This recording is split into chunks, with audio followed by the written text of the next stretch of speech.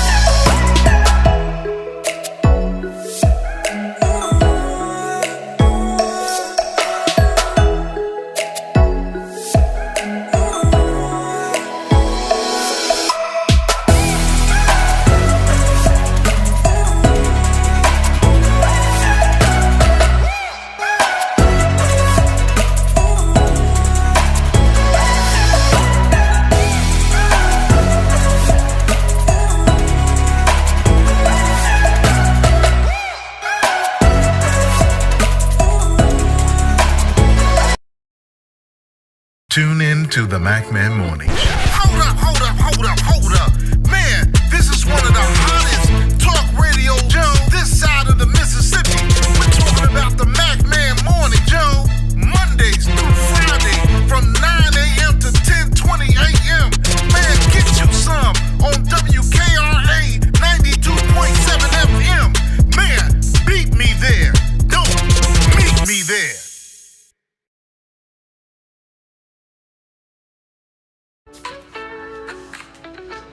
I am Pam Ghostin, owner and creator of Candle Desserts Lounge, Mississippi's finest dessert and drink candles that are hand poured right here in DeSoto County.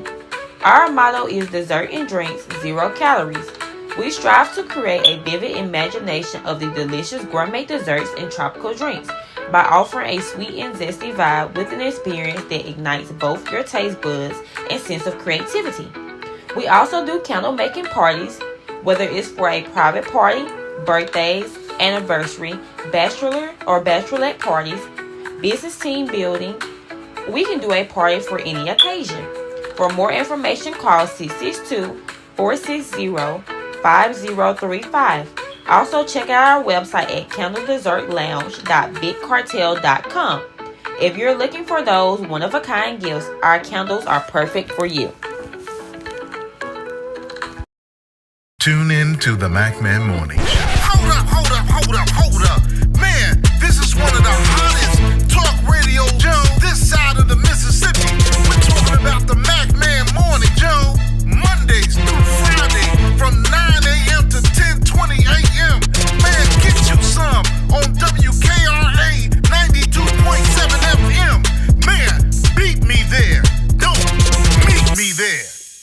And it is a wonderful grand rising to each and every one of you that have decided to come and visit us and allow us to visit and allow us to come to you each and every weekday morning right here on Mac Media 3 Productions. This is the MacMan Morning Show. I'd like to say good morning to all of our listeners in the continental United States and countries abroad. All of our affiliates, our stations, and associates all over the world, we like to greet you from the United States. It is right now 6 minutes after the hour of 9 a.m. Central Standard Time in the United States. We'd like to welcome all of our listeners and our viewers.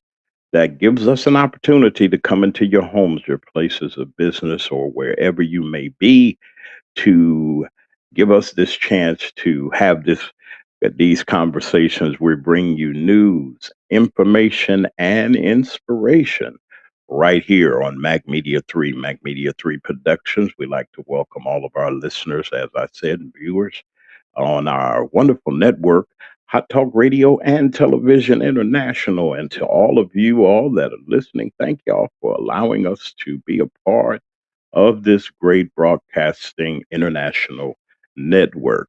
And to all of our listeners everywhere, let me call the roll. And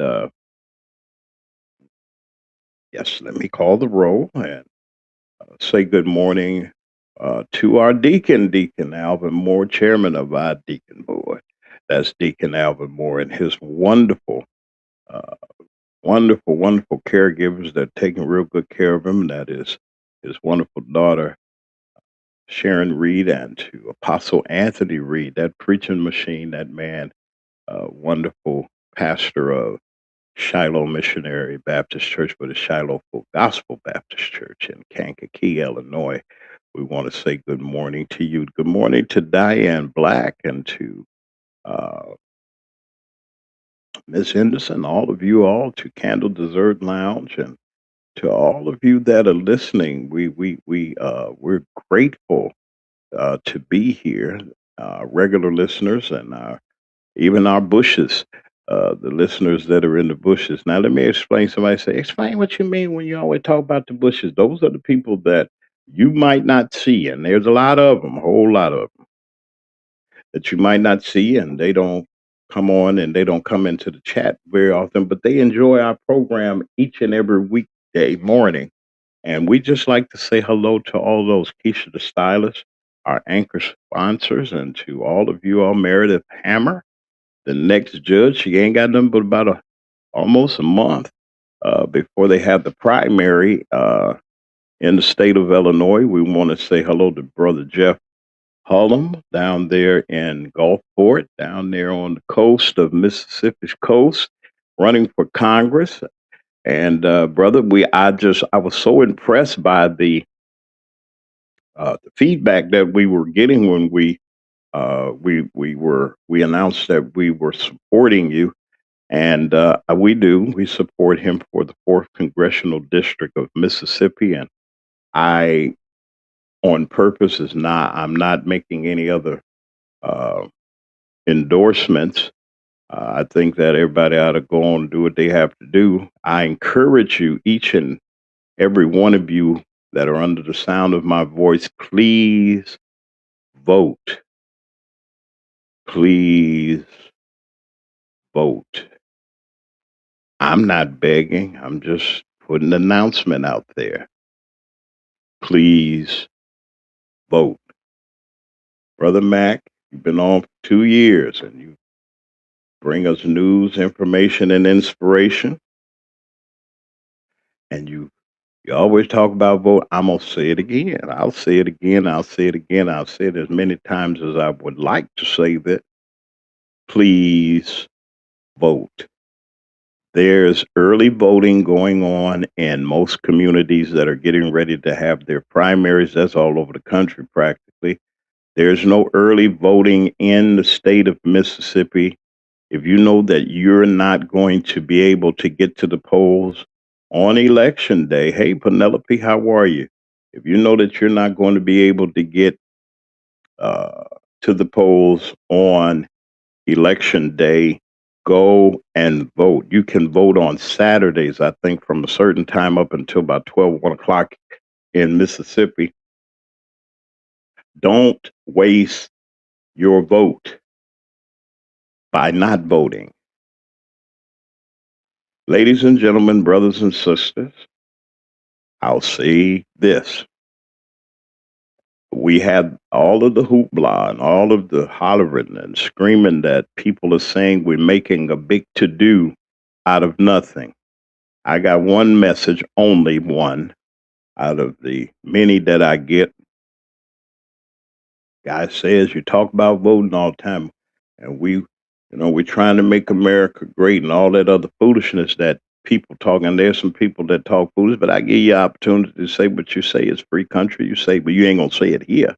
But you have an opportunity to say what you like to say, and I respect that. I respect your your First Amendment right to express yourself like you want to. You just ain't got to express it on my show.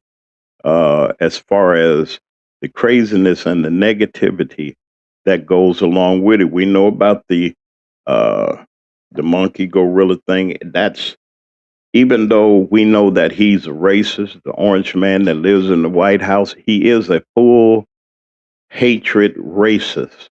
And anybody that supports anybody like that, you must be as such. Show me the difference. But we know that we have racism, we have racists, we even have people that enable racists, and they're called Stevens.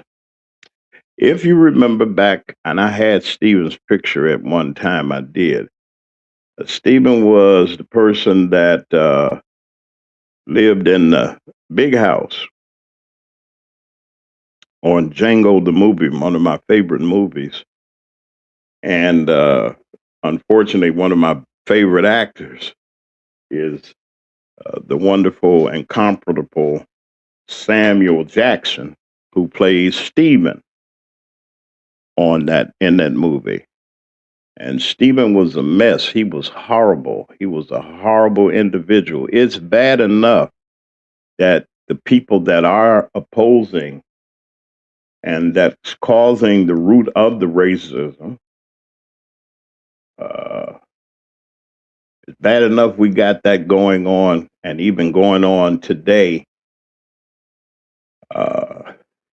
in these United States, that we're supposed to be civilized people, which we are. I'm not saying nobody's not civilized or anything like that. I'm not talking about you. But one thing I have observed and one thing that I see, many things that I see, we have these enablers that look like me, look like a black man, look like black women, making excuses for this racist in the house that's white. It just so happened to be in D.C. I'm not giving him anything. In the middle of Black History Month has just started. We're here on the 9th day of February. The 9th day of February in this month that's been declared Black History Month. Good morning to you, Diane Black. It's so good to see you.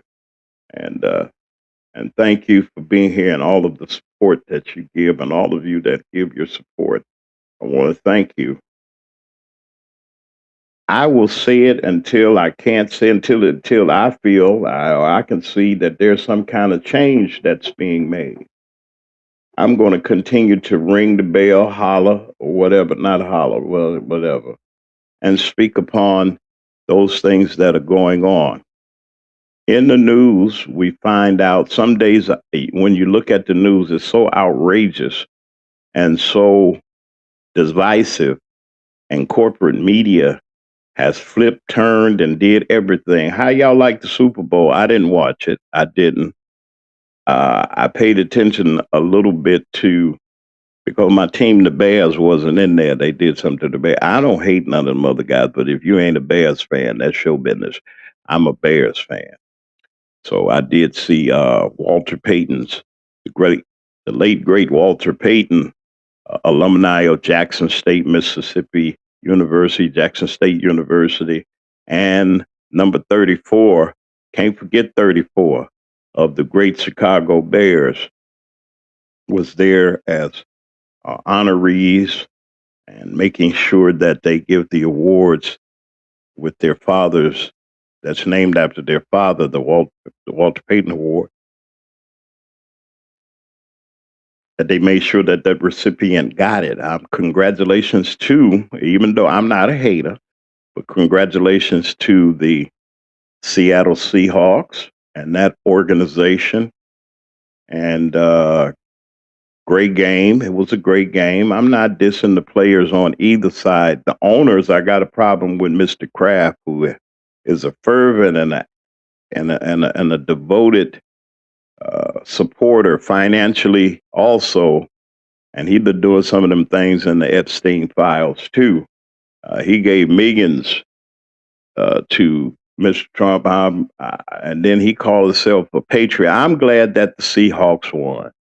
I am so glad the Seahawks won. I think that the Orange Man was mad. He didn't go to the game because he knew that they were going to boo him and everything. He one of the smartest things. He wanted to smart. He don't do nothing smart, but I think he chose this one pretty smart to stay at Mar-a-Lago, and they were watching, and he was upset because of the halftime show.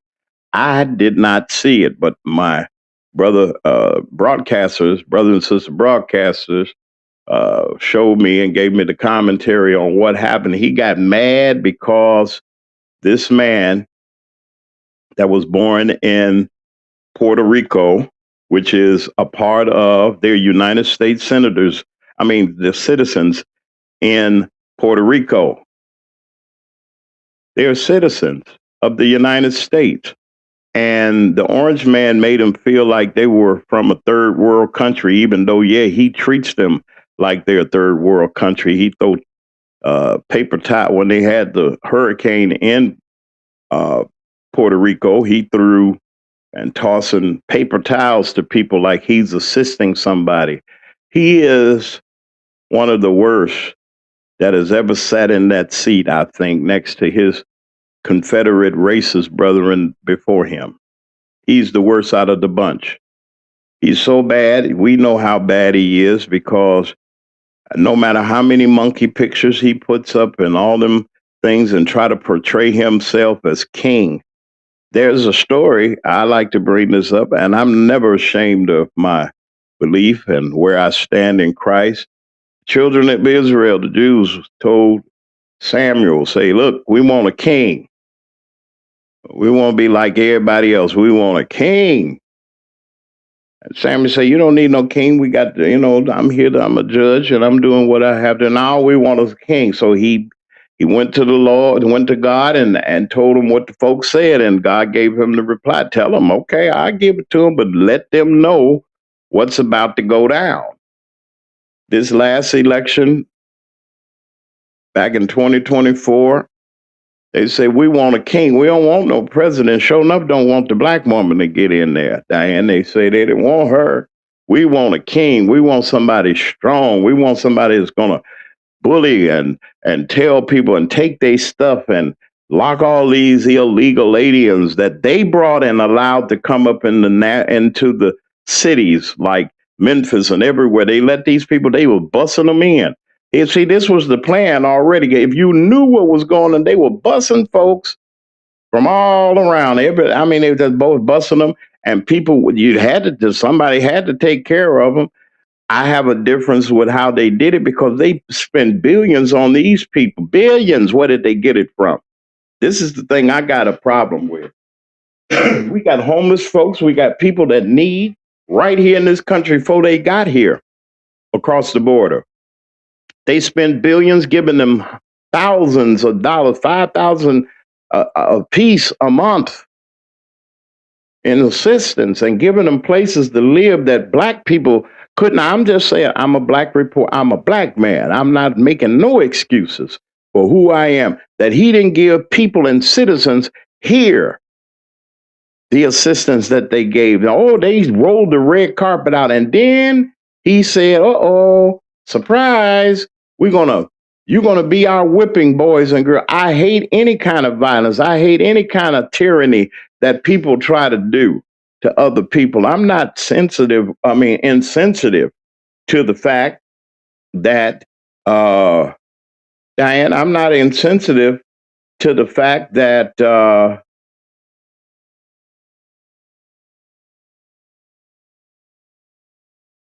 okay. And he said, he said, okay, we want a king. He said, well, okay, let me go. I'm gonna get to my story. He says, okay. He said, now, you're going to have to do everything that king tell you. If that king say, give me the money, he said, you better bring that money. If he say, get out there in them fields and pick the crops and pick from the vine, you better do it. Make sure he's taken care of. He can get all the riches that he want. He's going to rule now. Y'all say y'all want a king, right? Okay, he can come and get your daughters and make them slaves, and go get your sons and make them slaves. He can get the little girls and do what he doing. Y'all wanted a king, you put him in, you knew how he was. And Saul was told by Samuel, you know, he was kind of nervous being the king. He said, I got to find, and they got the king, they got Saul. They got him. Tall fella, whatever. Above everybody. He was tall, handsome, good looking, and all this. I'm not saying the orange man's good looking or anything. I'm not saying that he really, y'all ain't seen him without his makeup. They got a picture I got to get, and it's not AI. It was an actual picture that they took yesterday at his Super Bowl party that he had with Lindsey Graham, the man that lost his card a long time ago, and he's somewhere in there with them boys and saying, all the pedophiles were down there, boogie woogie, and black ones too. It's some of them too. And yeah, you want a king? He said, all right, y'all got a king. And once they got the king, Hispanic community, once they got the king, all you other folks that voted for him, and y'all see what's happening now, they hollering. Oh, he's terrible, woo-doo-doo, and this and that. No, you asked for a king. And you got him. America, you voted him in. Y'all made sure that joker got in there. Well, you got to live with the decision that you made. I know y'all wish that Kamala Harris was in all. And I'm talking about people that look like me. And it's happening today. I was supporting someone. I'm a supporter I was a supporter of somebody, and they turned their back. And they crazy too. They turned their back. We don't want that black woman up in there. We don't want no woman up in there. We don't want no Hillary. We don't want no Kamala Harris. We don't want none of them folks. We want a king. Them queens, we want a king. They wanted a king. All of a sudden they want to turn around. America ain't great because why? They feel like we've taken something from them. We've won. Let me say this. Ladies and gentlemen, we were forced here. The monkey thing, they already was doing that already because they say we're less than the ape. We come from the gorillas. Well, if that's the case, excuse me, if that's the case, why aren't gorillas and monkeys making human beings again? We evolved from the monkey, the primate. Well, why ain't the monkeys in the zoo now? They can't make nobody. You can't make with no monkey and make no human being. It's just crazy, isn't it? Okay, all right. And if they were the original man, why can't they make us? Or how did they make us? They can't make us again. Just a little food for thought in the situation that we're going into today.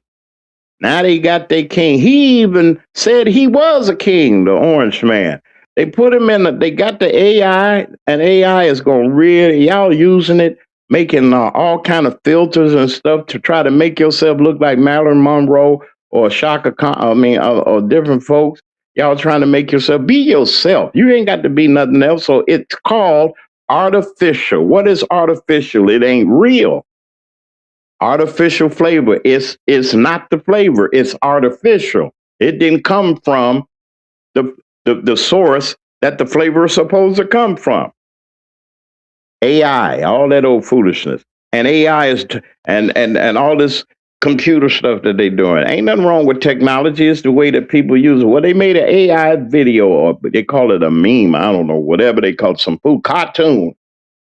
And he's flying in a F-14, F-15. He's in a fighter jet, flying over the protesters that no king's protesters, and he opened up the chute where the bomb's supposed to come out in his excrement. Boo-boo. That's all. I ain't say nothing else. I could call it something else, but I ain't gonna do all that. I do have some decency. And he let it out on the folks. He came with a crown on his head.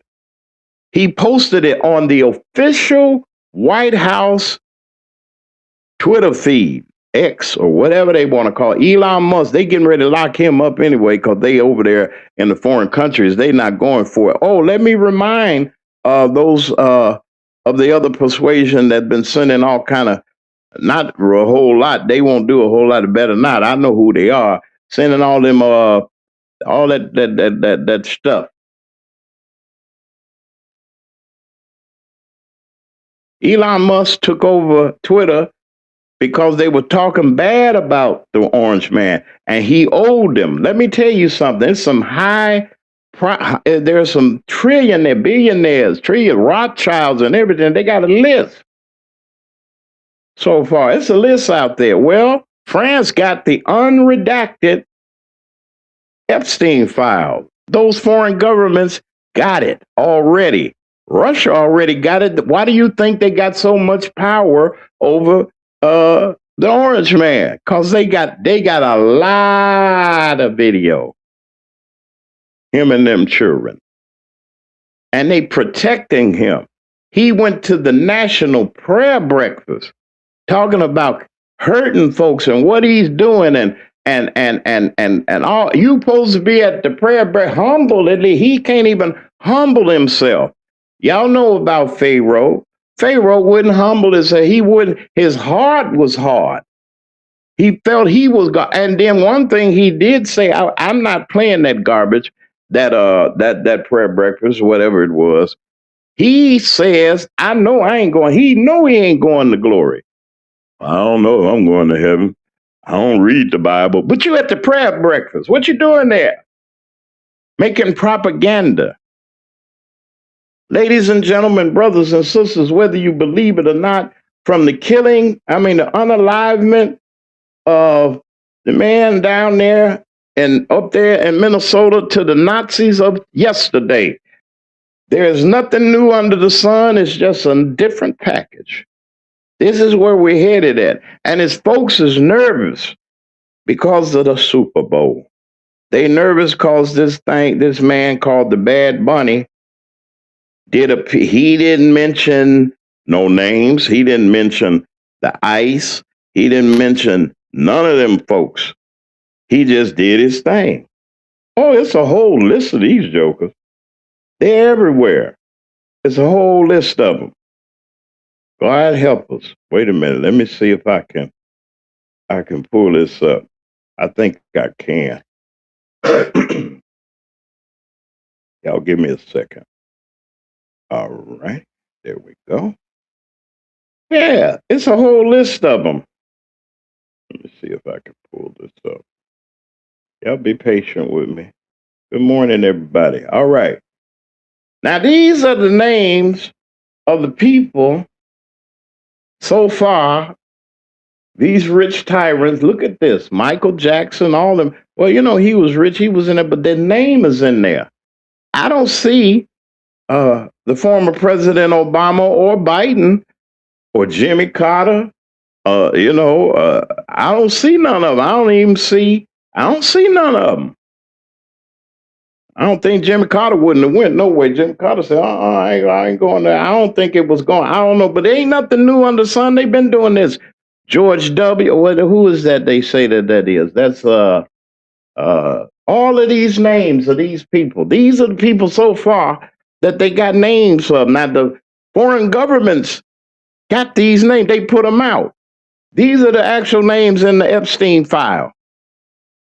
These are the rich and the famous. Now, the Clintons, I got to make a disclosure. The Clintons saying, hey, we going to tell it like it is, bring us before Congress and the world, national TV. We want it out there. We ain't got nothing to hide.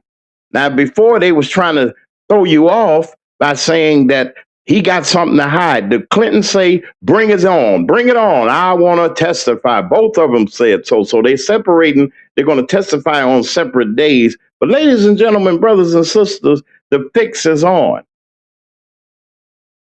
The fix is on. The liar in chief. He's the liar in chief, the chief of liars. The devil's the head of liars. He's the chief of liars in this day, trying to hide what he's trying to do. And he has these people backing him. His crew will do because he's their boss. You're going to do what I tell you to do, or he'll find some idiot that will do the work for him. Ladies and gentlemen, brothers and sisters, people that have a good conscience and well-being, We're not dealing with a sane person. This is a lunatic. He is. And the people that follow him is drinking the Kool-Aid. They said, well, what is that drinking the Kool-Aid? I've heard that. There was a gentleman by the name of Jim Jones back in California. He was a Pentecostal preacher, white fellow, and doing good at first, preaching, doing what he do, and even got to a point where people of color of all nationalities was coming to the People's Temple. And he got in trouble. He was doing something, the devil creeped in. They following him. They say, well, we going to Guyana. I'm just giving you the condensed version of this. We're going to Guyana. We can live like we want it. We can shout like we want it and have church and live peaceably in our commune together. We can go to a place where no judge and no taxes is paid. We can farm and we can do all the stuff that we want to do. Y'all can live. We're going to build houses. It's going to be a paradise. When they got there and they got the mechanisms in place, he kept them there against their will. Made them doggone near slaves, getting up day and night, listening to his garbage. You couldn't go nowhere. You're in Guyana in the jungle. Tigers and all kinds of panels and all kinds of creatures was in the, I ain't going in the woods and nowhere, because there's all kind of stuff out there. Imagine in the jungle. In the jungle. I got you. Now you can't go nowhere. And them people couldn't go nowhere. And the congressman from California said, my folks is there. They went to the office and say, man, you got to do something. Our folks is being held against their will. Please go see about our folks. So the man got on a plane with the NBC reporter. God bless my broadcast brother spirit, because they unalived him. He got there, checked it out. I mean, now he giving them what he want to give them to eat and everything. But when the congressman showed up and to check out everything, they put out the best food and told them folks, you say something to these folks, when that man leave, we're going to do something to you. We're going to unalive you. We're going to hang you out there. Now, mind you, it was black and white folks there now. I can't say it's just black folks he had up in there, but he had a whole lot of that. Brother Jim, we believe in brother. Stop following these folks that lead you to destruction. Use your own mind. Know God for yourself and know what you know. You need to know. Don't let nobody lead you by the nose and tell you that, hey, I'm your fearless leader. And we do that with people. We lift them up and we put them all up on a pedestal. And then when they fall, our feelings get hurt. Now back here to the story. Now, Mr. Jim Jones, Brother Jim, had these folks, and he knew he was in trouble because what? Some of them folks slipped him a couple of notes saying, hey, man, we ready to get out of here. Can you get us out of here? Can we go back with you? This is going on, that's going on. So the following day, after all the little celebration, they had a nice little celebration, guitars and people dancing and the children, they doing what they do and they eating and everything. And he's saying, okay, everything is all right. But when them notes was slipped to him, say, man, we got to get out of here. And he had more than one. So he went to him and said, man, there's some folks here that say that they want to go. Are they free to go? He said, and Brother Jim said, they can go. We're not holding nobody against their will. They can go when they want to. Here, matter of fact, they just upsetting everything here. Get out of here. They can go. Pack your bags if you want to go. Them folks start packing their bags, jumping on the truck. He had armed guards with AK-47, M16 rifle, pistols, and everything else around there. Now, ladies and gentlemen, brothers and sisters, something should have told them when they seen armed. Why I need an armed guard? We protecting you from the panels and the wildlife that's out there, the tigers and things. So we got to have some. No, but they were guards.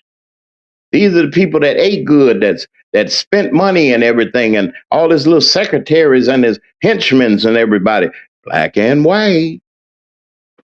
Can't blame him. He had some black folks in there too. He even had a black son He made all kind of babies, fooling around and everything. He the fearless leader, and had all kind of children and everything. So when the congressman was ready to leave, he said, everybody ready to go with me? Come on, let's go. They got on a truck. And he said, you need to leave. You upsetting our beautiful paradise. Them folks didn't get off of the runway before they opened fire on the congressman and the other folks that was in that truck. Now, some folks got away. Some folks got away. Some didn't. Now, there was one particular gentleman of my persuasion that got away. He ran into the bush, and they go to shooting, and he stayed there until they left. But on the tarmac was the bodies of these folks, and he knew he was in trouble. Why? You done unalived the congressman. You know the America's coming for their congressman. You ain't gonna get away with it on the tarmac. The NBC reporter and the cameraman and the sound man that back then they had the sound. You had separation. It was the video and the sound man. The sound man had the sound equipment, and the cameraman had the camera shooting it, and they had the tape and stuff. And back then, that's old broadcasting. Back then, and they on the tarmac. The congressman, his assistant got away. She got away. She became the congressman after that. Congressperson after that. And news got back to America. He knew news. Once the news get back to America, they was coming for these folks. So he got together that day and called the mass meeting. Like he do. Everybody come to the gazebo or whatever that was. He had the meeting place. And he told them, he said, they coming and they're gonna unalive all of us. They're gonna take your children and they're gonna do this and they're gonna do that. So we might as well, we might as well die together. So they got drugs and all kind of poison and tranquilizers and fertilizer, all kind of stuff, and mix it in some drink. They call it, and it was purple. Kool-Aid, that's what it is. That's what the phrase drinking the Kool-Aid comes from. Them folks drank that Kool-Aid, and by the next day, when they went back there, after they looked on the tarmac and collected the bodies of them people that was unalive, they came up there. The soldiers of Guyana came up there. They ordered them, you better go get our folks up there, baby. We on our way to get our congressman. But you better go over there and get Jim Jones and hold him until we can get him. But before then, by the time they got there, the stench and the funk. Now, this is the hot jungle. Hotter than Mississippi. I don't know if it's everywhere hotter than. Yeah, hotter than Mississippi. Hot. All them bodies laid on top of children, women, boys and girls. Even he unalived himself with a weapon. But there was a woman. There were two of them that hid away. They couldn't get in the jungle. They couldn't get on the truck, but they hid under their cot and stayed there. They were looking for them. They were stayed up under there. That woman was saved and that man was saved. A black woman and a black man was saved. Ladies and gentlemen, you could believe, I'm asking you, God, my mama always said, she said, God gave you 5 senses. You better use them. Hopefully we think about the trajectory, the forwardness of these people and what we got. We got a Jim Jones almost in the White House because he's that way. This man holds the codes to the nuclear arsenal. This man is in bed with the Russians and anybody else that'll give his greedy tail some money. He'll destroy America just to be. How greedy can you be? The man got dementia. It's not him per se. He's the face of evil here and divisiveness. It's the people behind him, Miller and all them other folks, them Hitler folks that's behind him. Wait a minute, let me see if I can get the right graphic here. Hold on a second. One more graphic before we take a break. Now, they got mad at me, but they said, Brother Mac, you're talking about the Caucasian, the white peoples and things like there was some, that they all evil. No, there was back then when we were in the civil rights movement, there were white people that was with us. They went to defend us, to stand up for the rights of others. You see Ralph Abernathy in the back. This is one of the ministers and one of the people of another persuasion, Brother James. Brother Jesus. Brother James. I'm Brother Jesus too. My name's James. Brother Jesus. Brother James was out there marching with Dr. King and the rest of them. So there are people that contribute. There are people that are not evil. I'm not saying all white people or people that are of different nationalities are racist or anything, but you sure got one in the White House. And he got a lot of followers, millions of them, on the police forces, in your doctor's office, working beside you and everything. There's some people that really feel that they're superior. Don't you know? Around about us everywhere. I got to make this let me make this last point. Not a last point, but make another point. We did not ask as a people to come over here. We did not ask the Mayflower or the good ship Jesus, as they call it. Yes, that's what it was. It was a slave ship called the Good Ship Jesus. Look it up. It's there. Brother Lee would say that. Brother Lee be here in a little bit. I'm sure he had some things that he had to do. But we didn't ask to be here. And you say, Brother Mac, them is feet. No. If you look at the top, the very top of the picture, you'll see 3 persons laying there. And you go below that, you see 3 sets of feet, and so forth and so on. That was a slave ship. That's how we were brought here. Just like you see it right now, that's how they brought us over here. Cattle, like we on the cattle, or we were livestock. They already called us animals and gorillas and things. That's right there. That right there should show you they forced us to come over here. To what? To work their fields and to build their and to take advantage of us like we were property. And he want to take us back to that. I ain't going, you ain't going, none of us are going. He mad at Bad Bunny, but he better watch out for James Mack. Okay, look, we'll be right back after these messages. I'm going to just pay some homage to the people that support us. I want to thank all of you for everything that you're doing. This is the Mac Man Morning Show. We'll be right back.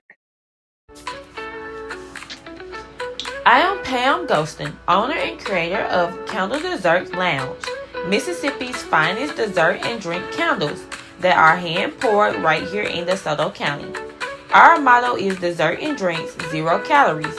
We strive to create a vivid imagination of the delicious gourmet desserts and tropical drinks by offering a sweet and zesty vibe with an experience that ignites both your taste buds and sense of creativity. We also do candle making parties, whether it's for a private party, birthdays, anniversary, bachelor or bachelorette parties, business team building. We can do a party for any occasion. For more information, call 662-460-5035. Also, check out our website at candledessertlounge.bigcartel.com. If you're looking for those one-of-a-kind gifts, our candles are perfect for you.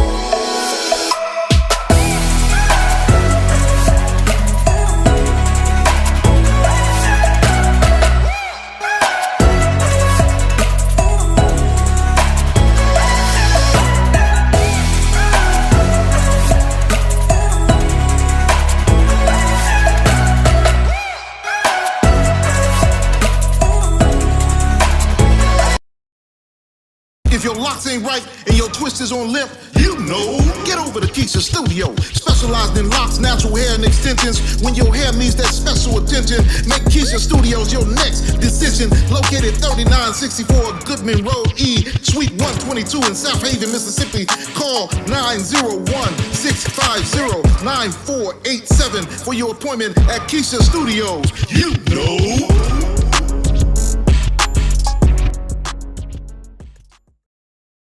Tune in to the MacMan Morning Show. Hold up.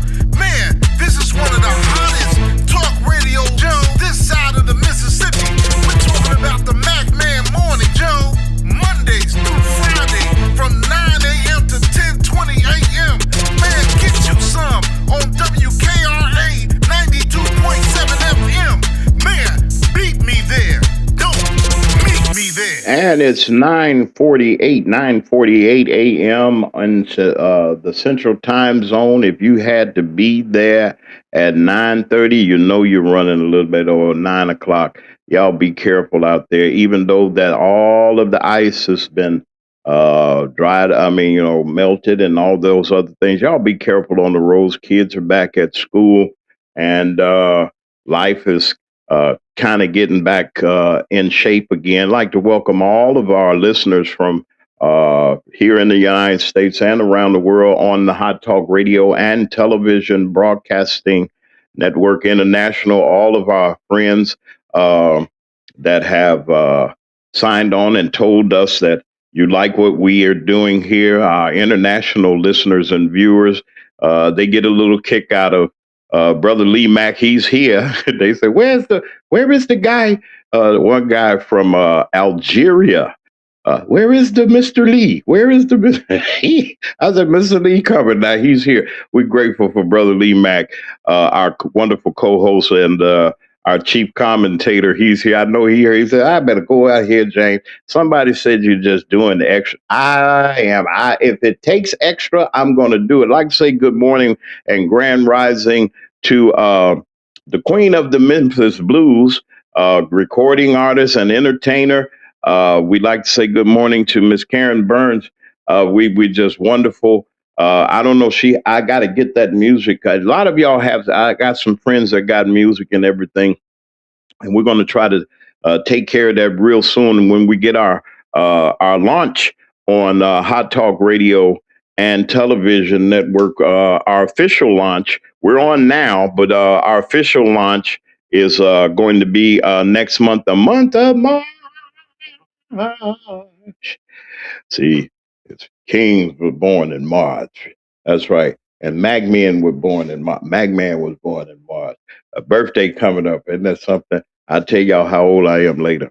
But I'm grateful to all of our wonderful listeners everywhere. I'd like to say good morning to Judge Meredith Hammer. Meredith Hammer, she's going to get that seat. I really believe that. And to Brother Jason House over there, the great mayor of the village of Dalton, Illinois. I'd like to say good morning. He is an endorser, as I am, of Miss Meredith Hammer. And I'd like to say good morning to Kiana Belcher, who has been endorsed by the next senator of the great state of Illinois, I believe is Robin Kelly, Congresswoman of my former residence there in Illinois. She was my congresswoman over there in the 2nd Congressional District, has endorsed our sister to get that seat in the Cook County, on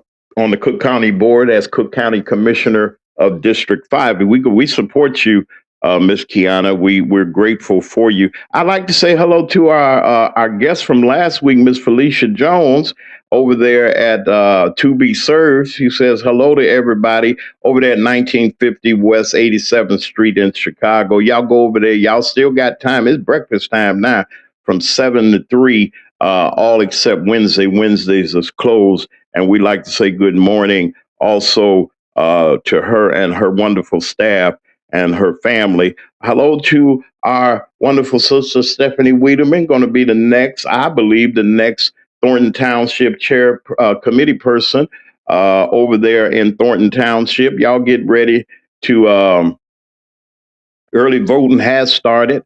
In most places, they have started. Y'all get out there, and we need to get out there and vote. I just wanted to say hello to a couple of people and greet you all. And to just say that news, information, and inspiration right here on the MacMan Morning Show each and every weekday morning at 9 a.m. Central Standard Time right here in the United States. Brother Lee Mack is here, our brother and our wonderful co-host and chief commentator of the MacMan Morning Show. He had a little business he had to handle, and he done handled it. Say good morning, brother Lee, to the folks. They wondering where you at, man, where you been. We ain't gonna know that. That's your business. Hey, man, how you doing?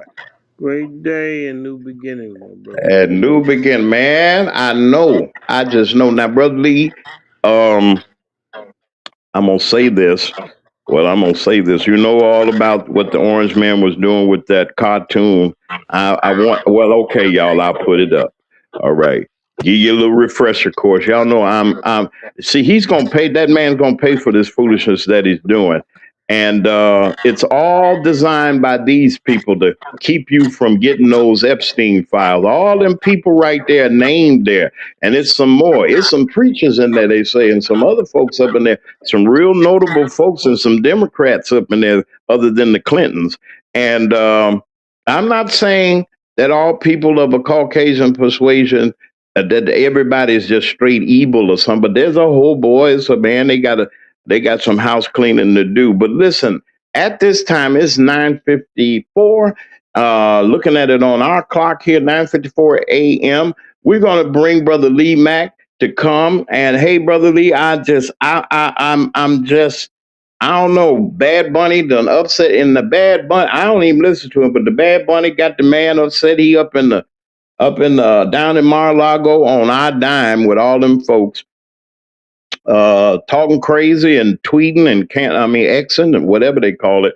He on social media, acting crazy, going crazy, talking about it was the worst show he saw. Well, of course it was.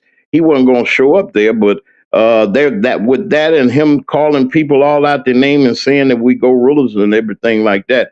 I was going to say something else, but I ain't going to say it. But I'll be nice. Brother Lee Mack, I want you to go through what you've seen this past weekend, this past week, and the events that have been going on with information and news and information and inspiration. Brother Lee Mack, our co-host and our chief commentator. Brother Lee, the floor is open to you, man. Good morning.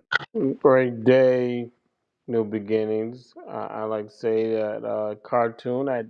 I did see it. Um, I think it's a distraction. More than anything, it's a distraction to get our minds off of really what's going on here. I mean, he's gonna poke fun. He's gonna make uh, excuses about what's going on in his administration. And the thing is that these are distractions.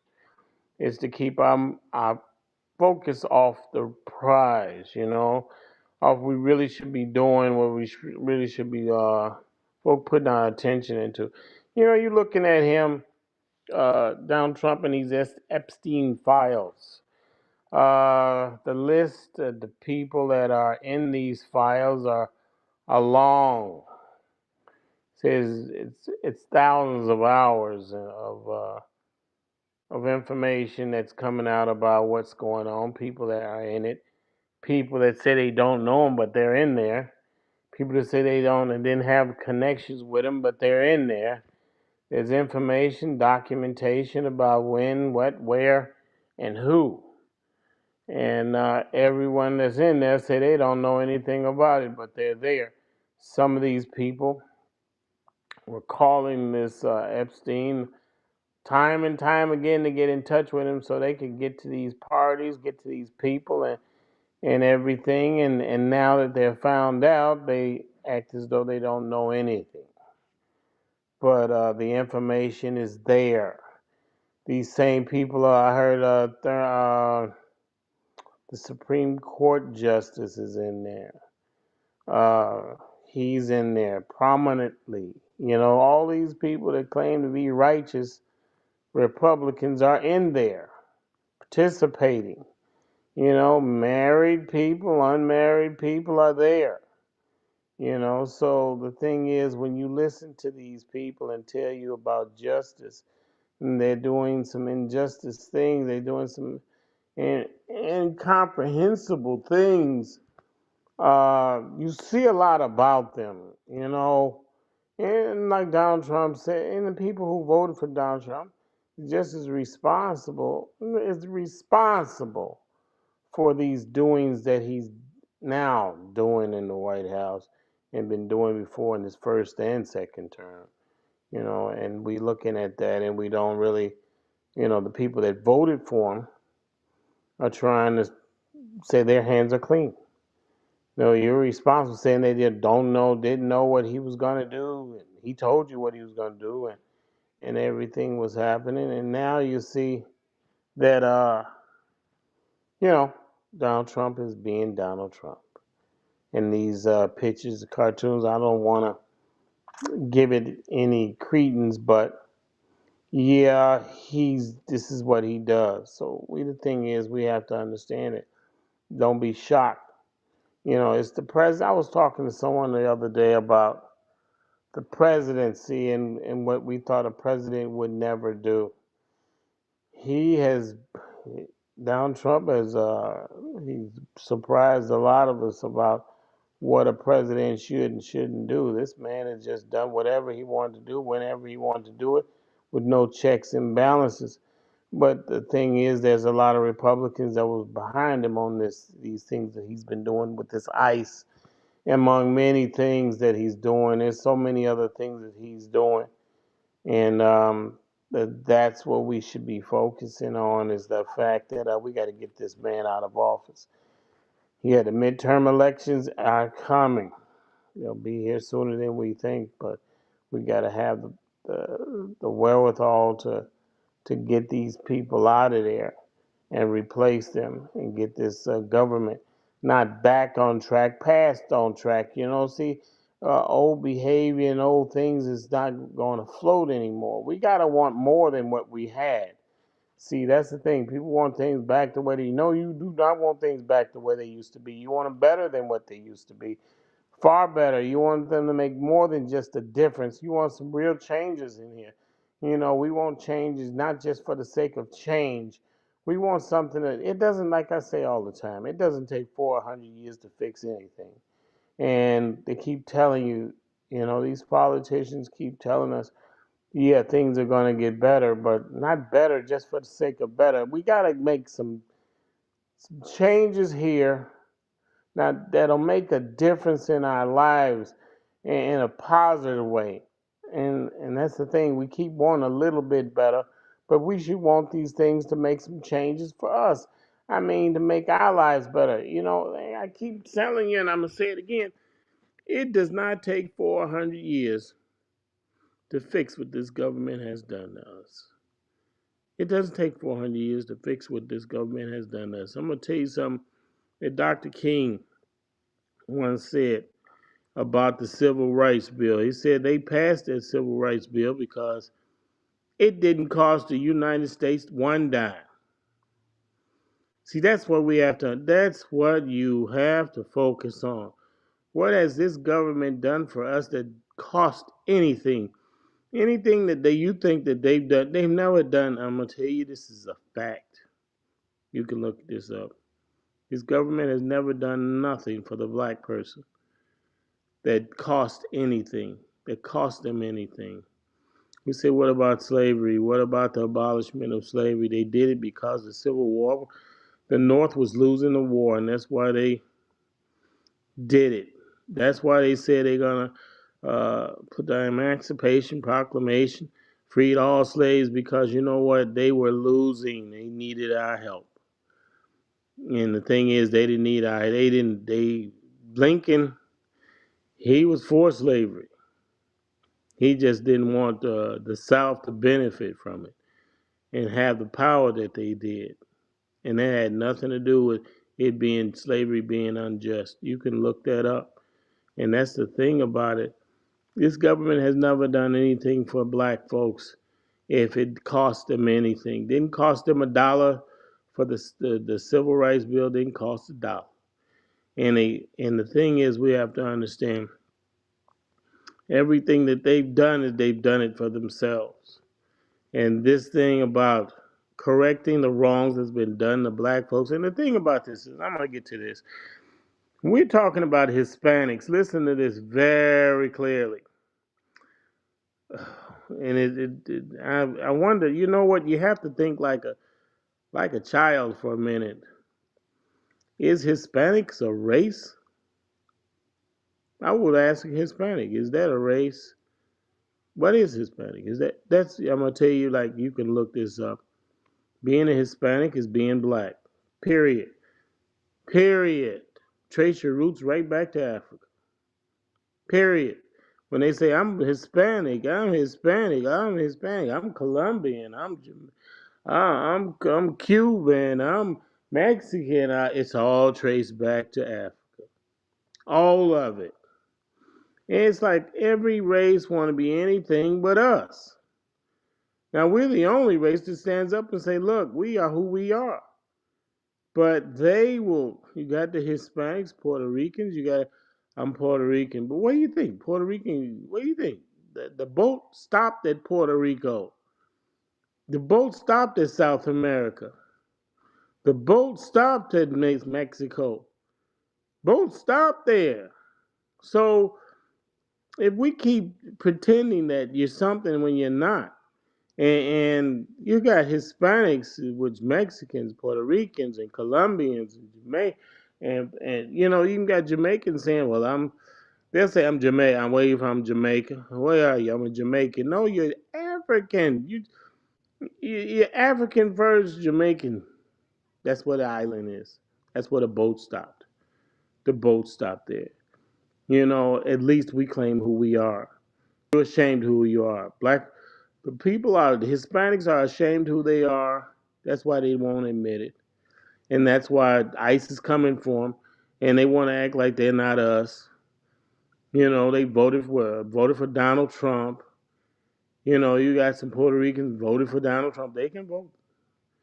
You got some people from other countries that were citizens voted for Donald Trump. ICE is coming for you. And that's the thing we have to understand is don't never be ashamed to be who you are, Hispanics. And they think that, oh, we're a different race. Your hair just as nappy as mine. But you claim to be something else. You're ashamed of being something else. You want to be ignorant now. You say, well, I'm Hispanic. What is Hispanic? You're African.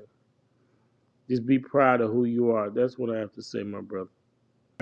You know something, Brother Lee? It was just interesting to me how on that things this venom, this poison, even on the day when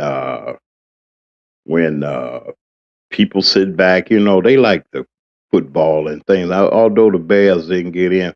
But he hooting and hollering about the they had two shows.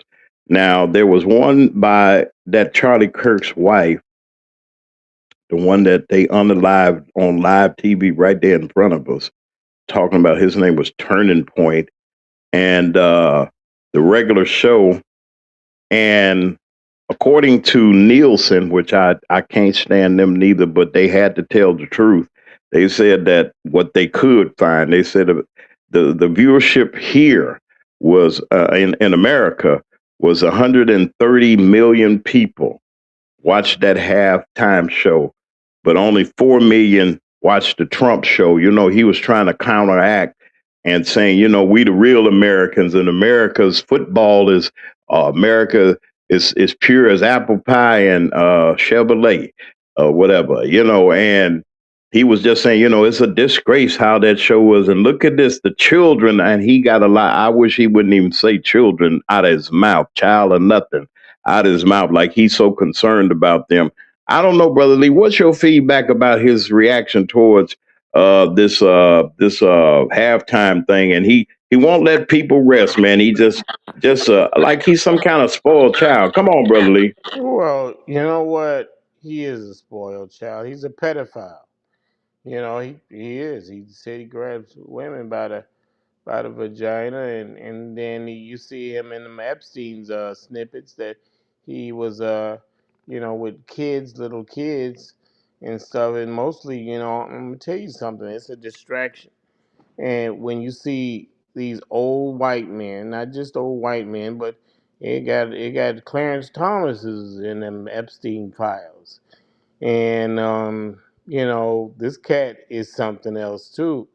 So he's in that club, the Epstein File Club, and you got all of them. They're ashamed. They are ashamed. They don't want to be out there on that, and this is a distraction. You see Donald Trump. He's putting this out during the halftime, and he doesn't like to see anybody take the stage front and center but him. And when you watch, the thing is, we are a very ignorant people. Americans, people in America mostly. We're ignorant because we don't know about other cultures. We have stereotypes that we look at rather than looking at the people. There's a lot of stereotypes about us that people don't understand. They think they want to believe it because they want to believe that people are less than. And that's why they believe these stereotypes, which is not true. Some of these stereotypes got some truth in them. I'll say it's got a little truth in them, how people are. But the stereotypes that they have about black folks, all these stereotypes are not true, and people buy into it because they want to believe that there's somebody underneath them. They want to believe that we're beneath them, and that's what they gravitate toward, these stereotypes about black folks. They say we lazy. When you work for free for 400 years, how can you be lazy? See, that's the thing. We're the only race of people in this United States that worked for free for 400 years and got beaten and raped and molested and torn apart and everything like that for 400 years. And after that, they kept on keeping us down and putting us down and taking from us. So that's the thing. They say, won't you stop complaining? Man, we never got any restitution. That's the thing. We never got any kind of justice. And then they say, won't you just be quiet? Look, you're getting this, and we not getting anything. See, we have to understand there was no declaration about making it right for us. There was no amendments about correcting the wrongs that was done to us.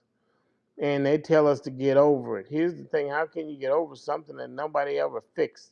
And that's the thing; it never was fixed or addressed or anything. And that's the thing: be proud to speak up for your rights, for your grandparents and great grandparents that paid with their lives, and they tell us to be quiet about what you saw, what would happen to us, the death and the murder and the mutilation that has happened to us in our past. Jews, the Jews in Germany, so-called white Jews, they got restitution. They got billions of dollars in restitution. You can look this up. The Japanese got billions of dollars in restitution. You can look all of this up. And that's the thing. They tell me, tell me to, be quiet, Brother Lee, but, you don't know what you're talking about. Like I tell people, look this up. You can't fix what you won't acknowledge. We can't heal unless we acknowledge these things that have been done. See, that's the thing. They tell us to forget about it. They tell us don't think about it. Listen, I understand. Some of our political leaders tell us, black political leaders, black social leaders tell us, look, we gotta, it happened to us. We gotta move forward. But here's the thing: if we don't acknowledge that there is a hurdle in the way, see, that's the thing. If we does not acknowledge that there are hurdles in our way, we're gonna run into that hurdle and we're gonna fall. We're gonna continue to fall because we won't even recognize as a people that there are hurdles in our way. So let's be clear about this. Let's understand that there are hurdles in our way, and acknowledge that there are hurdles in the way, and let's prepare ourselves for those hurdles so we can overcome them. And see, if we won't recognize that we do have these hurdles and they've been put there on purpose. And that's the thing, these things been put there on purpose by our governments, by these businesses, by our own people that are coons that fall into this and say, look, I got mine, get yours. And sometimes they say, I got here by myself. No, you didn't. No one gotten anywhere, no kind of leg up unless somebody has helped them. Somebody has led the way. Somebody has suffered for you before you got there. You know, people say, I made my own way. No, you don't. Not a black man, a black woman has done this by themselves. And that's to understand that you has had somebody go before you and go through pain and suffering and ridicule just so you can get to where you are. And see, that somebody had to go first. And going first for us is like going through the fire so somebody else can go and do the things that they wanted to do and achieve where they are. So don't believe it. I've worked at many a jobs where I was first, but there was always somebody that broke the way for me some kind of way. There's somebody that got fired, let go, or had to go through some ridicule before I got there. When I look around and say, yeah, you the first black president. No, no, no. There was somebody else, always somebody else that went through it that didn't make it all the way through or made it all the way through and something happened for me to get there too. So I have been there as an example. I have been there at companies and I was first. And I thought I was first, but I believe that there was somebody before me. And that's the thing, to be at these companies, I'm going to tell you something. They like money. And I've learned this by working at quite a few businesses that were owned by Caucasians, white folks. They love money. When you can convince them to show them that you can make them money, they will hire you and they will let you go as soon as they don't need you. So that's why I'm trying to tell you, I'm one person I worked at, for an example, I worked at this company where we would take cooking grease and turn it into animal feed and diesel fuel. And I was the first brother, so-called first brother that ever worked there. They said I was the first brother that stepped foot in their office upstairs. And I'm going to tell you something, when I worked there, and it took me, let me see, it took me 4 to 5 visits to that company. It took me 16 phone calls before they would hire me, and then they would run me through a temp service. I was in the sales and marketing department, and they gave me they said, look, we're going to hire you. We're going to put you through this temp service, and we're going to see what happens. And I worked there for 6 months before they put me off of that temp service and brought me in the company. I went into the president of that company. I went into his office and I said, look, I'd like to talk to you for a minute. And he said, come on in, sit down. And he asked me a question. He said, where do you see yourself? No, first I told him, I said, look, I'm tired of being on this temp service thing, and I'm working in the corporate office. I'm on the temp service thing. He said, listen, you can, he said, I was going to bring you in, last week. I just didn't do it. I forgot. I said, look, well, I'm in here. He said, look, you're going to come on board. He said, look, he asked me a question. He said, where do you see yourself in 5 years? I said, I see myself at your desk, working at your desk. He said, where am I going to be? I said, you're going to be somewhere else. I said, that's the ambition I have about being in this company. I think I got a shot at it. I think I'm going to make a shot. I'm going to make my own breaks. So working at that company, I was the only person of color on the corporate side. They had brothers working in the factories, and the brothers would see me, and they would say, "Hey, brother, good to see a brother up there in corporate office." And I said, "Look, man, nothing's permanent, but I'm just here to make a difference. I'm here to make an opportunity for others to come behind me." And I worked for that company, and having those corporate meetings and being the only brother in them corporate meetings is quite an experience. You hear a lot of things, but to get back to what I was saying is that somebody's got to pave the way. Somebody's got to take a no before it comes into a yes. And I worked in corporate America, and I'm still working in corporate America. I got a story to tell about that someday. But and I do some other things. I do some comedy too. I got a story about that. I got banned from a comedy club. It was an all white club. They sure did get.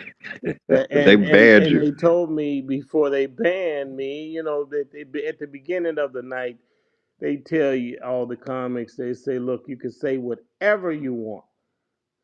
He said it doesn't mind. It doesn't bother her, and she was a manager owner at that club, white woman, and she said you can say whatever you like. There were other comics there of different persuasions, different colors, mostly Caucasians. They were white, and I said, okay, that sounds good. And I got banned. I got banned. Yeah. Uh, I've What you never do? heard What you anybody. do? You about to talk about somebody or something, Yeah, or your joke must have went I bad or talked something. about white folks because that was a comedy club where they would talk about black folks all the time, and I just got tired of it, and I said, okay, now it's gonna be my turn, Or they and didn't like it when the shoe was on the other foot. and she was on the other foot. Man, I went after them like, man, it was funny though. They were telling me how some of the people in the audience were telling me how funny it was, but the owner didn't think it was so funny. The owner didn't ban me in my face. She didn't come and tell me in my face. They sent me an email, told me never to come back there ever again in life. Wow. Yeah, that was. Yes, indeed. I got the email. I wish I want to send it. It said me told me never to come back there in life. Um, I thought that was something else to see that had happened. I got that in my email, but yeah, they don't like that shoe when it's on the other foot. The joke was, I can't, I don't want to tell it over there, but it was funny. It was But extremely you funny. said if you look, you got you got to get me your tape so I can put it in. I mean your video so I can put it in. We're gonna play Brother Lee. You coming with. I know that and you don't believe that. Listening to you and a lot of people when you're doing your commentary and we're doing the news. I mean, we're doing the show. A lot of people say, "Well, Brother Lee don't say I'm like he don't even smile." Or blah, blah, blah. I say, "You just don't know." So we gonna get it for him though, but we got this discrimination everywhere. I mean, you could be good. Think about the Richard Pryors and uh, the Fred Red Foxes and all these people that really made these people mega money, man. And they turn around and they hate you. Why? I got my opinion, but I want to know from you, Brother Lee. Why is it that we got to be better than they are? Double. We got to Well, we, be. Come on. well, you're right. We have a gift that I found out that black folks have a gift, and you can't cover it up, and it shines so bright that it makes white folks feel less than. It makes them feel ashamed because they can find out, they can just figure out how did we have this gift, and how does it shine so, why does it shine so bright? And it's just not in entertainment, it's everywhere. It's everywhere. In every area of life we shine so bright, and they got us believing, some of us believing, that we are ignorant, we can't make it, we just won't do it, we just can't get it done. But history will show you we're everywhere. We invented everything, we've done everything at a high level. And that's the thing we have to address, is that we've done it, we've been there, and we outshine them and shine so brightly they want us to go away. Look at the culture that we bring, and I mean everything that's exciting, that's not boring, is us. The way we dress, the way we talk, the way we walk, the way we are is just enhancing the culture in these United States. They want to get rid of us. United States wouldn't be the way it is, wouldn't be as shining brightly as way in this world. We bring culture to this world. We bring swag and cool to what's stiff and uncomfortable. White folks is stiff and uncomfortable. People in Europe, everywhere around us, were stiff and uncomfortable. You get us we put a little cool. We put cool, not a little. We put cool on stuff. They want to be us. They want to talk like us. I They like want to that. act like us. We put cool on it. See, and that's the Cool on it. thing. And that's what makes them so angry. They wonder how you get this cool. What is this thing called cool? They found out it's genetic. It's in us genetic wise. It's in our genes, and it makes them feel less than when we're around because we make everything that is not us look small. We make Caucasians look small, stiff, out of place. They've been in their skin all their life and they still feel out of place when we step into a room. And that's because we come with this DNA cool. And see, and that's the thing about us, man. Our way we dress, the way we talk, the way we walk, the way we act, it's a cool thing. Okay, here's the thing. You take President Obama. If you were to draw up a president, we would have missed and left something out because this man was the epitome of how a president should be. And I mean, he was everything a president should be and more. I mean, when you got a man like that to get in, his wife is extremely intelligent. He's extremely intelligent, not just smart. He does the right thing. He's cool. He has no scandals. He says the things that's supposed to be said. He does the things that's supposed to be done. I mean, you got a brother that's cool as if you were to have an actor to play him, it would be him playing himself because he's cool. And that's the thing, and he knows it. And see, that's the thing. We have to understand that we are the epitome of being who we are. We shine so brightly, we make everything else dull. And that's what I'm saying. We make white folks seem like they not here no more. And that's why they can't stand it. They're terrified of us. They are terrified of us. See, that's the thing we have to understand. They are terrified of us, and that's why they want us to go away, my brother. And that's what I have to say. Well, we're grateful, and like I said, each and every weekday morning we're here, and Brother Lee's gonna be coming. I'm imagining later on in the week or tomorrow sometime. He's going to give us some reflections on people that black people that have really.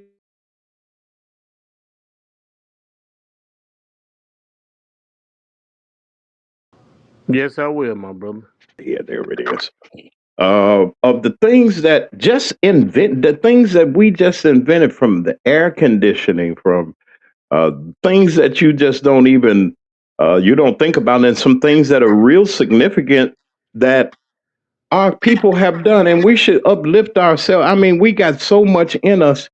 We should not have any kind of doubt in our mind of who we are, because every major invention there is of some kind, not the evil things. I'm just talking about things that we can use and things that help our day each and every day. It's so numerous sometimes, and the people are so left out and closed out. We think they created everything. No, we're creative. We're artistic. We whether it's entertainment, sports, business, especially in business, we have. I mean, we came from nothing as a people. They brought us here like this. They brought us like it because why? But well, with you good labor and they strong bucks and they can pick their cotton and they can do such and so and they can do such and so, and we took nothing that they say that we had, and we contributed and built this country for what it is and never get the credit for it, never get an opportunity to be recognized for who we are. And then they give us, and some people make the joke, they give us the shortest month so we can hurry up and get us out of the way. And then when Juneteenth came, they say we ain't celebrating it. That's what the Orange Man say. He went to the national monuments, particularly one in Mississippi that I want to talk about, the Medgar and Murray Evers home, the home where Medgar Evers lost his life from the Klansmen unaliving him and everything. And they say, well, the Orange Man say, well, take the pamphlets down there. about the truth. Take down the truth. We don't want nobody to know that the Klansmen did it. But if you read, I mean, and it's nothing wrong with technology that we have, but look it up. Look it up. That Brother Lee tell us all the time. Look it up. All you got to do is crack open a book and see. Read, do your research about who you are and the contributions that we have made, not just contributions, but the development of this country were on the backs of our ancestors and even on us today from all the things that we did. And the problem that people have. I don't know. Is it just pure jealousy? I know we wrapping up in a couple of seconds. Give me a couple, but for the next couple of minutes, Brother Lee. These folks are jealous and envy hearted because look at the Super Bowl halftime show since 2020 has been produced by a brother like us, that brother Jay-Z. He put that on, and they got mad, and then they put on their show and in the White House, I mean, now down in Mar-a-Lago at the, by the Epstein Island, they were looking at the halftime show and they had a show of their own going on. They had to cancel. It was so bad they had to cancel the what's that Turning Point. USA had to cancel the broadcast because nobody was looking at it. And look at the innovations that we have. Look at the things that we have produced and how it has benefited society. Come on, Brother Lee, just give us a little snippet of how you feel about our black innovators before we go off the air today. Well, we got so many innovators at the internet was created by black folks. I mean, there's so many things that were created by us.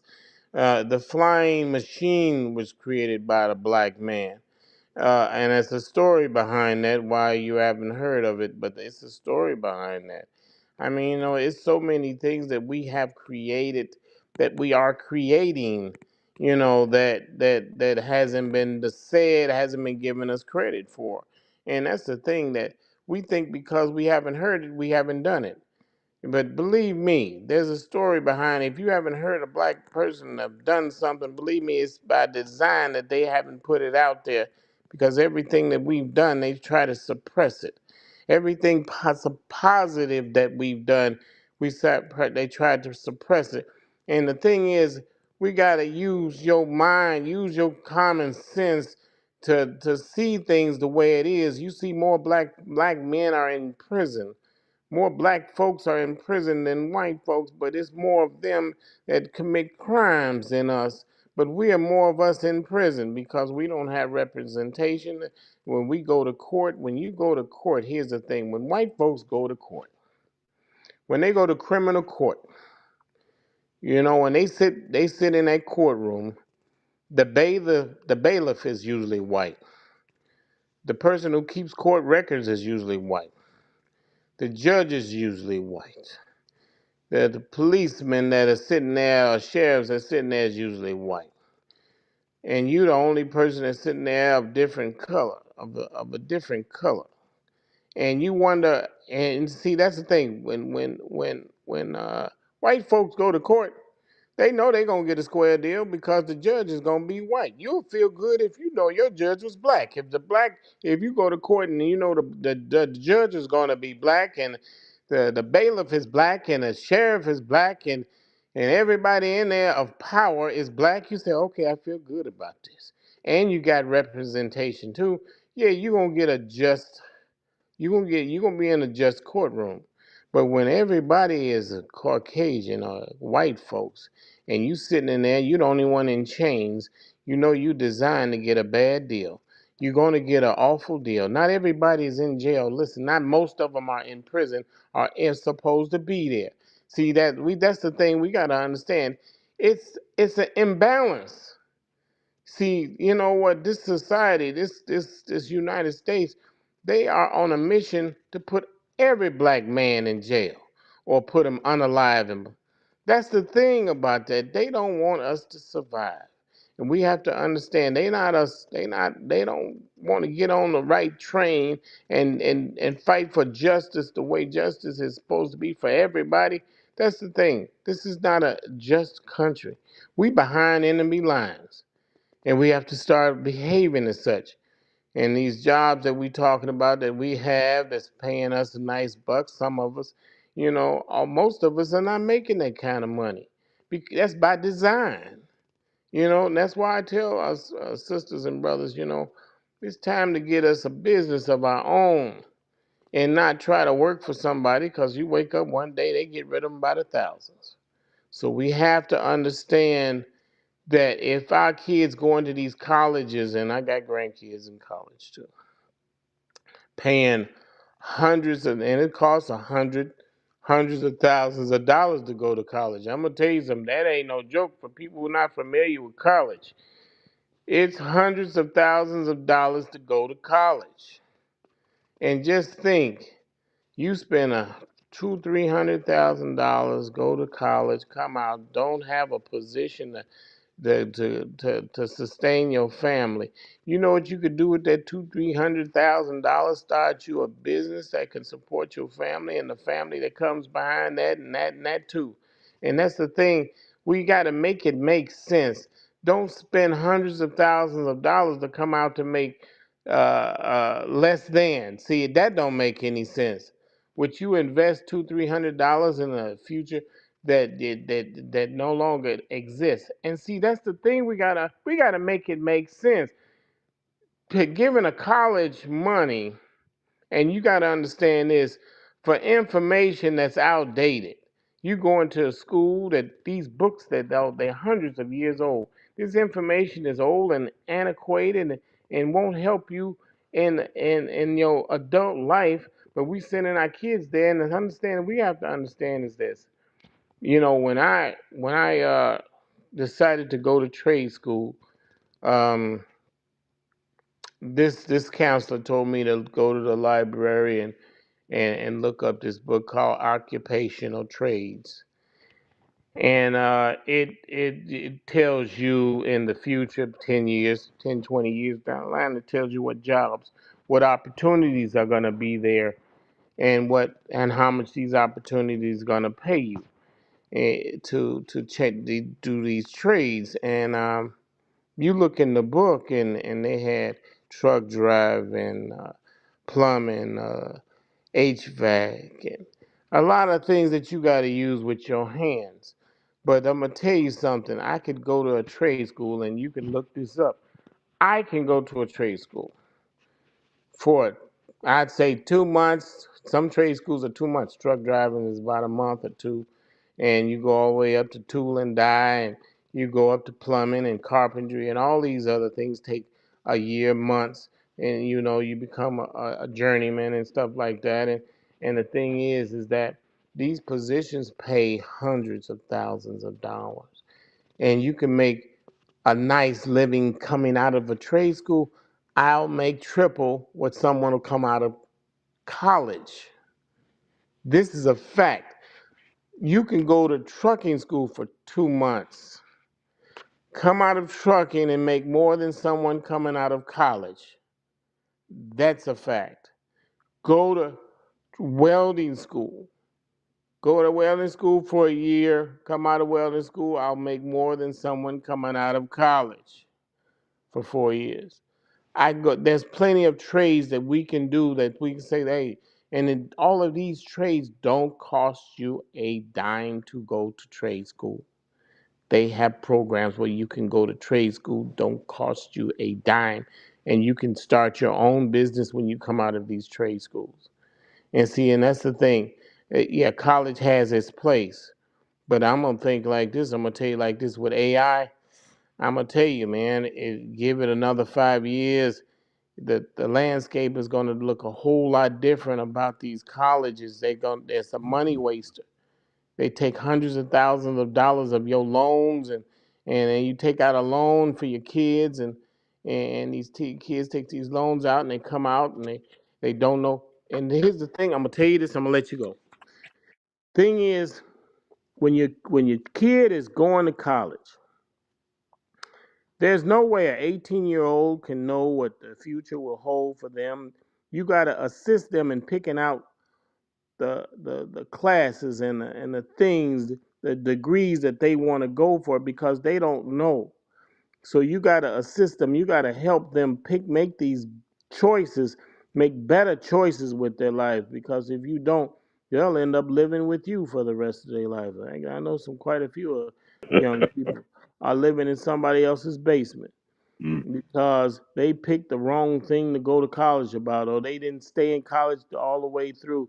And that's the thing, because 4 years now don't do you in college. You got to go 6 years.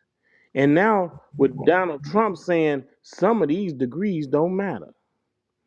So Mhm. that's the thing. You got to look at what you're doing. We got to use common sense. We got to not only use common sense, we got to think, we got to do our own homework. We can still make this thing work for us. We got to work, we got to jump these hurdles and go through these barbed wire fences and all of this other stuff. But that things have never been easy for us never been easy for us. And that's the thing. We got to help each other because other races help each other. See, that's the thing. The Japanese help the Japanese. The Mexicans help the Mexicans. You know, they help each other. We say, "Oh man, I ain't got time yet." Yes, we should reach back and help each other because we help each other, we help all.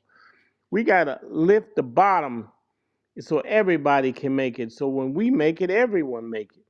That's what I have to say, my brother. All right. That's Brother Lee Mack, y'all. He will be, since we are celebrating uh, the history of Black people this month as a commemoration that we do, that is done here in this country every February. Brother Lee is going to be coming with some uh, various stories and innovations of the innovation of Black people. A lot of people don't know that we have contributed, and it would not be a United States if it was not for Black people, as you see it today. From all facets, we're everywhere. We're interwoven. We're here. You brought us here. We're here, and all of our stories are not stories that are terrible or horrible in under any circumstances. We just tried to make things better, taking nothing and making something out of it, taking an idea, a dream, an inspiration of any kind, of some kind, to make life better and make it easier, from innovation, from cooking, from everything, from hair care to all the things. People have patterned and taken things that were not patented, taking things and ideas from us and say, we invented it. Oh, we invented this. We invented that. They didn't invent this. We are rocket scientists. And not even knowing, even in rocket science, there was men and women that looked just like you and I, or me, rather, or whatever the case. Black people that made wonderful contributions. It's not the color of our skin, folks, that they so. It's what's inside of our heads. And that's why a lot of times people say, a mind is a terrible thing to waste. That's what they say. And it is. I believe that that is true. And it was against the law, folks, for us to even read, write, or even pick a book up or thinking about writing anything. And when we did, because they were threatened, they said if they learn to read and write, they'll understand the truth. And that's another subject that we'll be talking about at another time. I want to thank Brother Lee Mack for being here with us. Glad to have him back. I know he had some things that he had to take care of. It's a wonderful opportunity for us to come together. We'll see you back here on tomorrow and the rest of this week. Please tune in, stay tuned to Mac Media 3 Productions. Thank you to our network, Hot Talk Radio and Television Broadcasting, for all of their support that they give us, our technical support, to each and every one of you that are here. Hey, we'll be back here on the MacMan Morning Show on tomorrow morning, 9 a.m. Central Standard Time. That's 10 o'clock on the East Coast right here. Mac Media 3 Productions right here. And we thank all of you for being here. Hey, listen, don't forget this. It does not take perfect people to do the right thing. Y'all take care. Enjoy your day.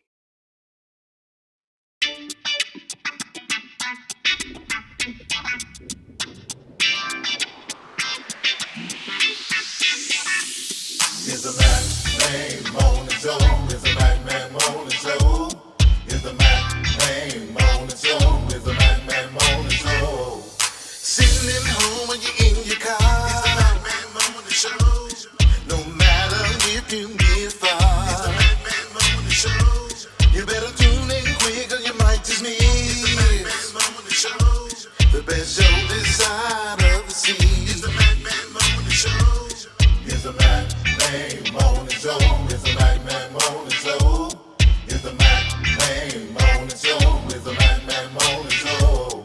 It's the Mac Man Morning Show.